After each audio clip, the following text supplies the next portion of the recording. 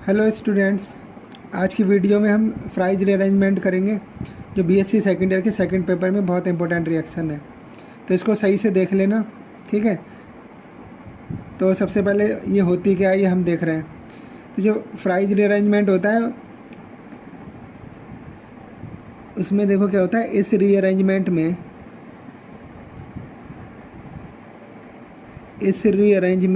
Rearrangement मतलब होता है पुनर्विन्यास। इस रीअरेंजमेंट में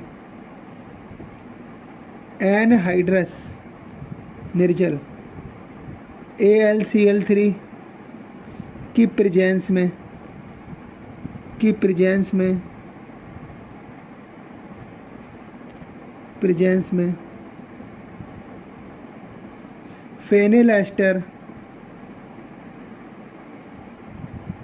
फेनिल एस्टर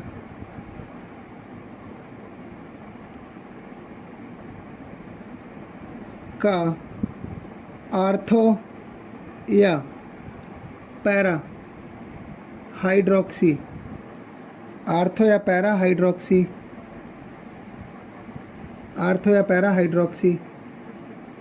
कीटोन या दोनों टाइप के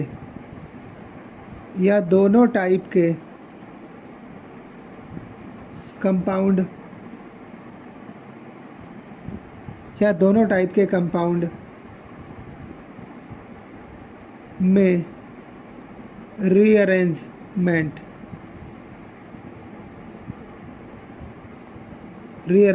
होता है।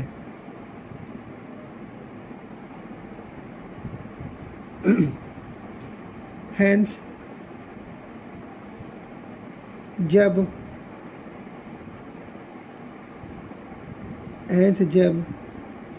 फेनिल एसीटेट मैं डायरेक्ट रिएक्शन ही कराऊंगा, इसलिए मैं सीधे फेनिल एसीटेट ही ले रहा हूँ, वरना फेनिल एस्टर से भी रिएक्शन करके दिखा सकते हो।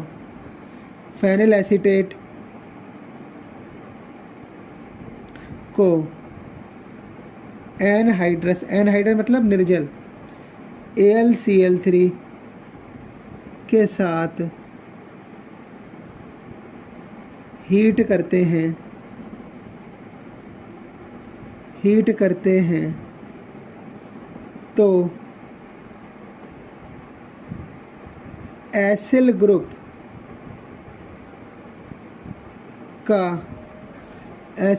का पार्श्व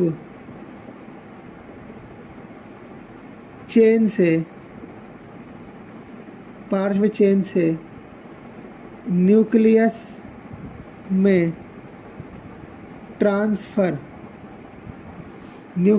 ट्रांसफ़र हो जाता है, ठीक है। अब देखो इसकी रिएक्शन देखो। तो इसमें हमने फेनिल एसीटेट लिया है, इसको एनहाइड्रस AlCl3 की प्रेजेंस में हीट कर दिया है। हीट करने पे क्या हो रहा है, एक बार तो हमारा आर्थो प्रोडक्ट बन रहा है, फिर एक बार हमारा क्या बन रहा है, पैरा प्रोडक्ट बन रहा है। तो ये हमारे क्या बन रहा है, ortho and para hydroxy acetophenone. अब ये जो ऑर्थो और पैरा प्रोडक्ट बन रहे हैं ये डिपेंड करेंगे एक्सपेरिमेंटल कंडीशंस पर और एस्टर की स्ट्रक्चर पर। अगर जनरली देखें हम, अगर टेम्परेचर कम है तो पैरा आइसोमर अधिक बनेगा, ये वाला। अगर टेम्परेचर कम है तो ये वाला अधिक बनेगा। और अगर टेम्परेचर ज़्यादा है, लगभग 165 डिग्री के लगभग है, तो हमारा ऑर्थो आइसोमर ज़्यादा बनेगा, ठीक है। तो ये बात ध्यान रखनी है। टेम्परेचर कम तो पैरा प्रोडक्ट बनेगा और टेम्परेचर ज़्यादा तो ऑर्थो प्रोडक्ट ज़्यादा बनेगा, तो ये ध्यान रखना है। अब देखो इसकी मैकेनिज़्म देखते हैं हम लोग। क्रियाविधि मैकेनिज़्म, ठीक है। अब बाल्ट जले 1956 के अकॉर्डिंग क्या होता है, जो फ्राइज रीअरेंजमेंट होता है, फ्राइज रीअरेंजमेंट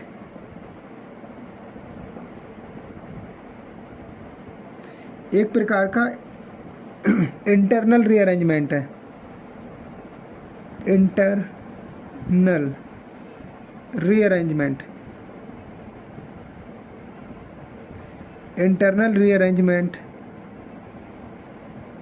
है, मतलब आंतरिक पुनर्विन्यास बोलते हैं इंटरनल रीअरेंजमेंट को। अर्थात हम जैसे कह सकते हैं इसको, अर्थात इंटरमीडिएट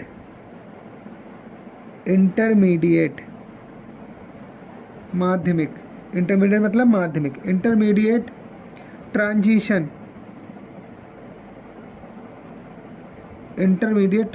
स्टेट के द्वारा,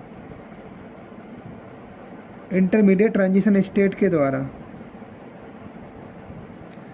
होती है ये रीअरेंजमेंट।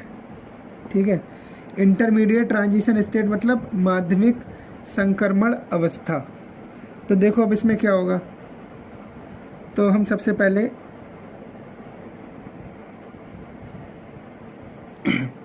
फेनिल एसीटेट को लेते हैं, फेनिल एसीटेट। अब फेनिल एसीटेट क्या करेगा, एनहाइड्रस AlCl3 के साथ कंबाइन करेगा।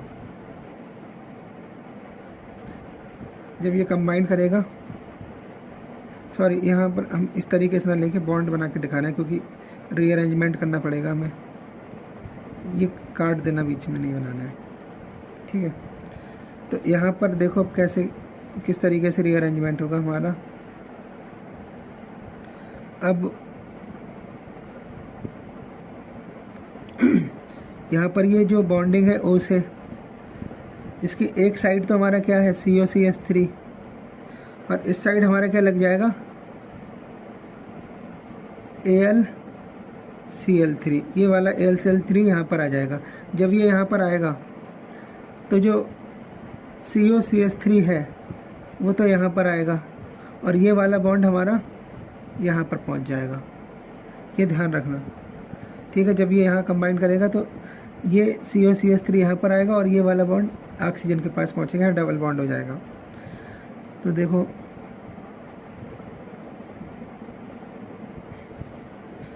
एक बॉन्ड यहाँ बचेगा, एक बॉन्ड यहाँ बचेगा। जब ये यहाँ पर COCH3 अटैक करेगा तो यहाँ से एक हाइड्रोजन सब्सटीट्यूट होगा इस तरीके से और यहाँ हो जाएगा COCH3 और यहाँ हो जाएगा डबल बॉन्ड O, AlCl3 इस तरीके से अटैच है अभी। ठीक है, अब देखो आगे वाले स्टेप में क्या करना है हमें, ये वाला जो H है वो यहाँ पर भेजेंगे हम O के पास।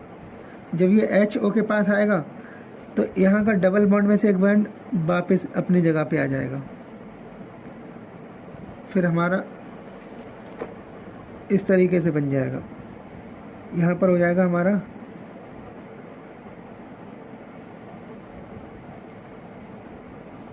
ये बॉन्ड इस तरीके से लग जाएंगे। यहाँ पर आएगा हमारा COCH3 जो था, क्योंकि हाइड्रोजन यहाँ पहुँचा दिया हमने, और यहाँ बचेगा सिंगल बॉन्ड OH और AlCl3 क्या होगा, बाहर निकल जाएगा।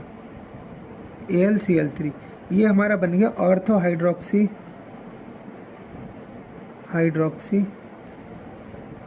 एसीटोफिनॉन, ऑर्थो हाइड्रोक्सी एसीटोफिनॉन।